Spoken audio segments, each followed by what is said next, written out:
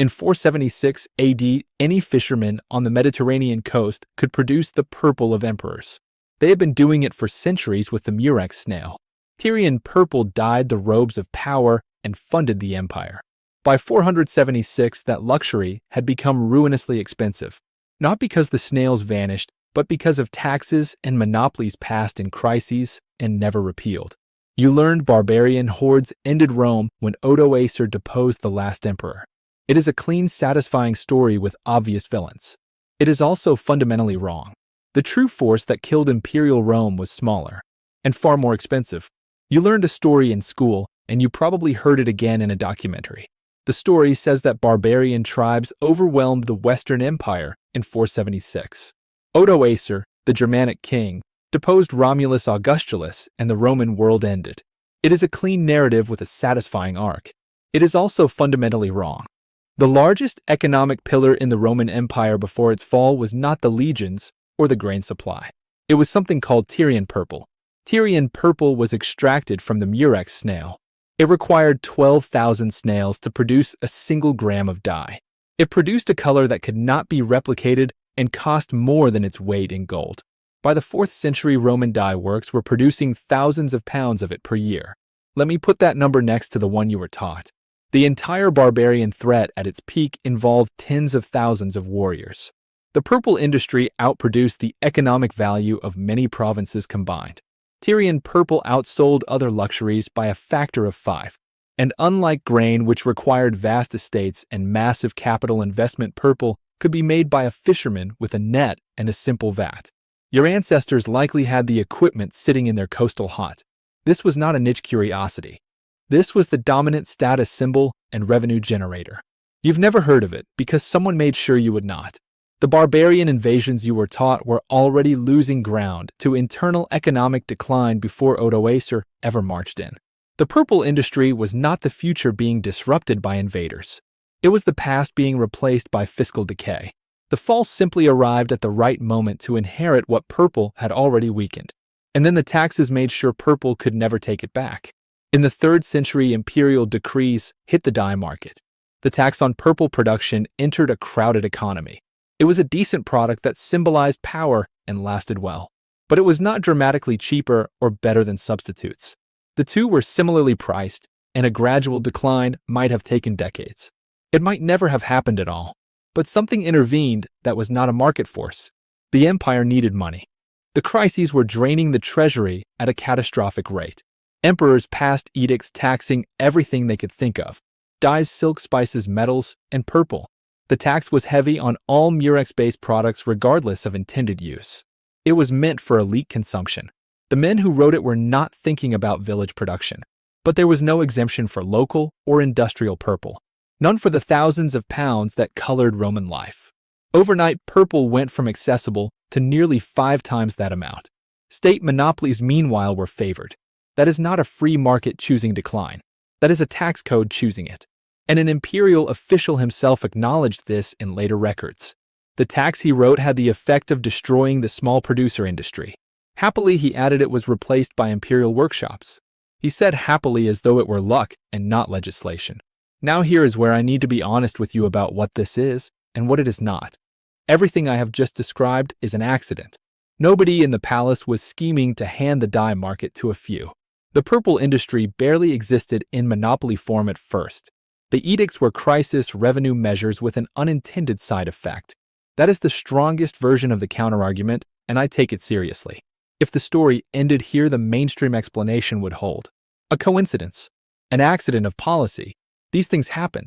I spent time with the imperial edicts and the historical records. I was searching for intent and found none. There was no dye lobby in the 3rd century. There was no conspiracy.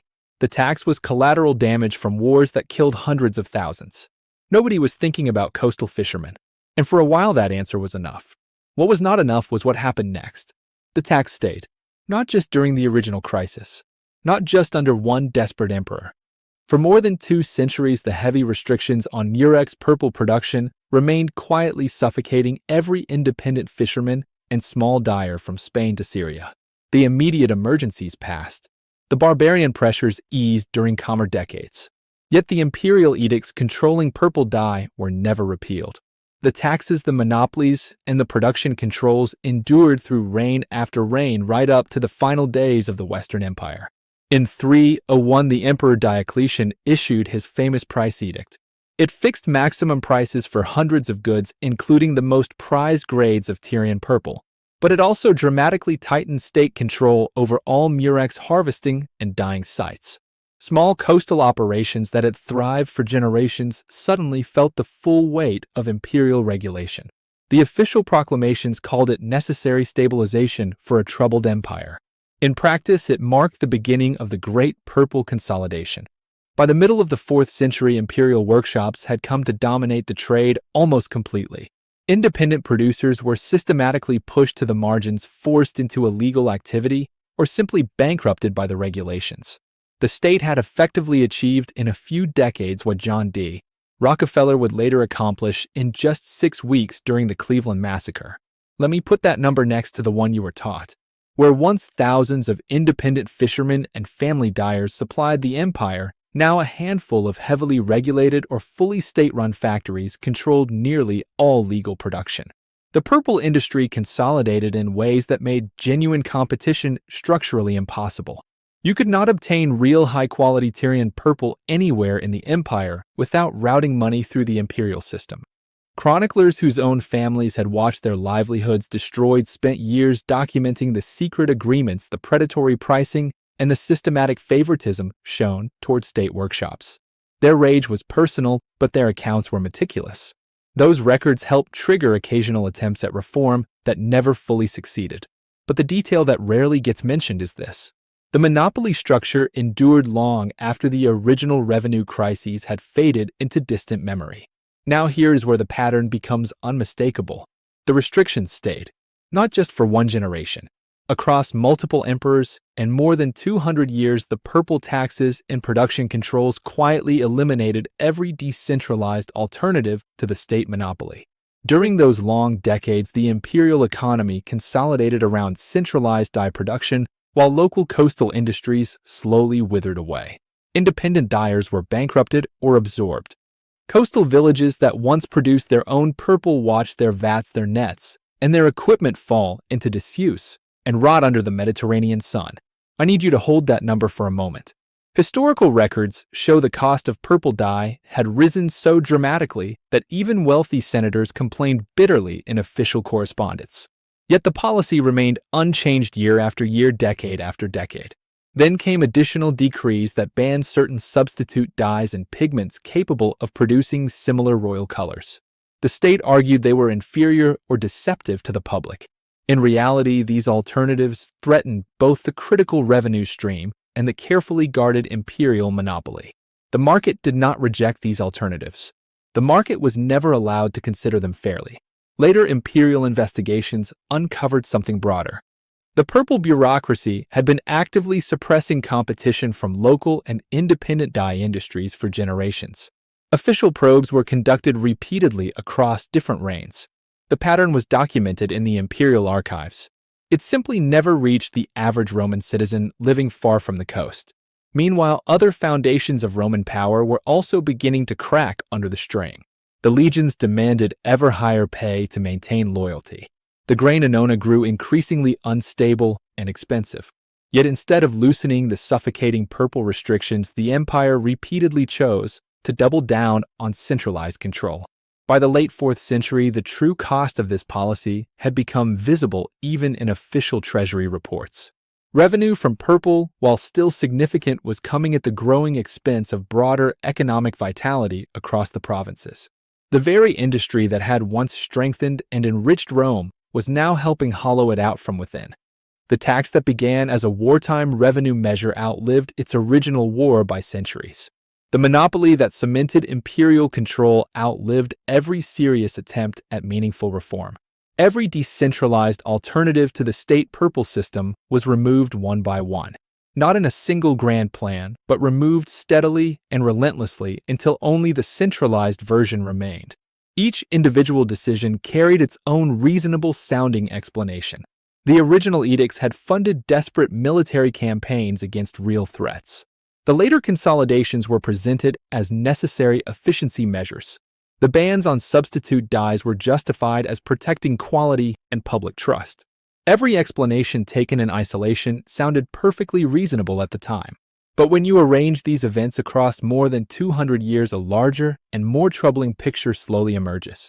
The purple snail that any coastal fisherman could once harvest freely and turn into valuable dye had not competed in anything resembling an open market for many generations by the time 476 arrived.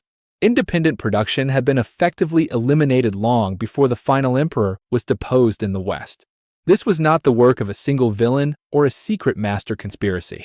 It was the result of a long chain of institutional decisions, each one small enough and defensible enough in its own moment, each one contributing to the slow economic strangulation of the Western Empire.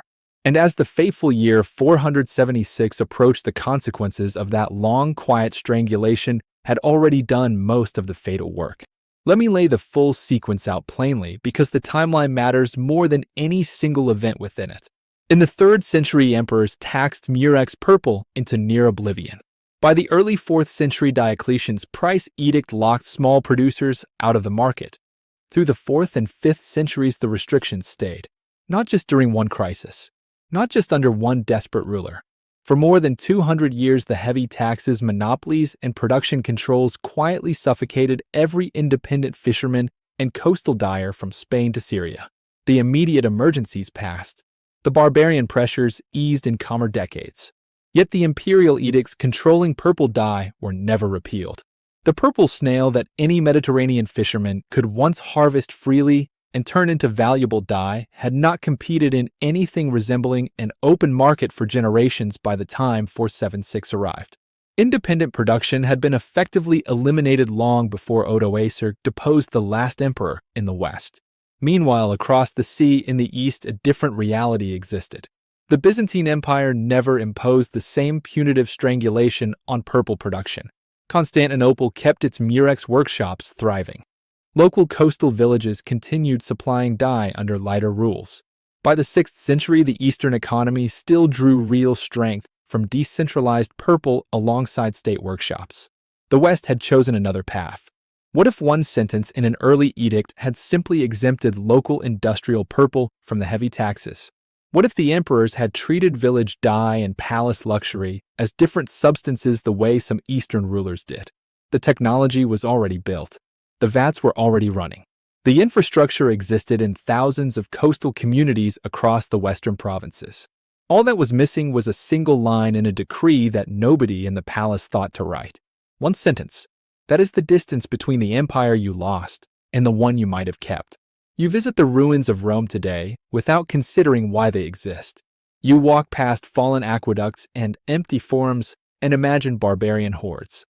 You picture the final day in 476 as the moment everything ended. You do this because every decentralized economic alternative was removed before you were born.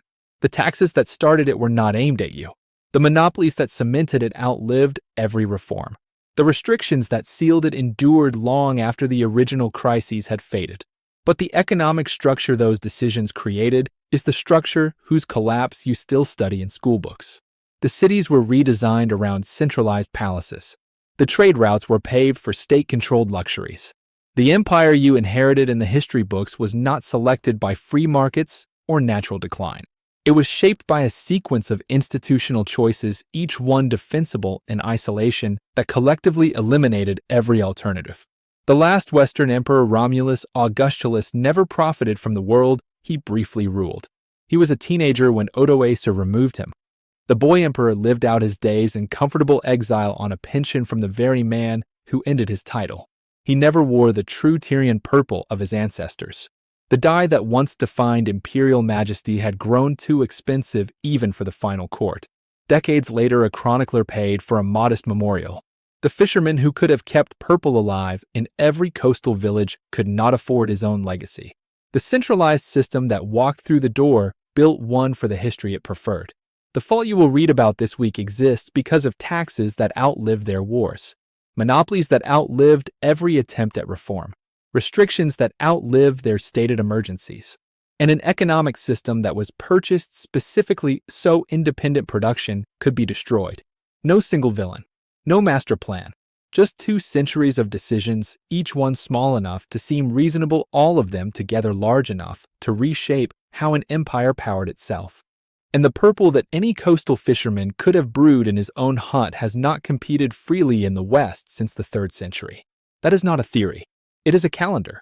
And the calendar does not require your belief to be true. It only asks you to consider who benefits when a nation forgets it ever had a choice.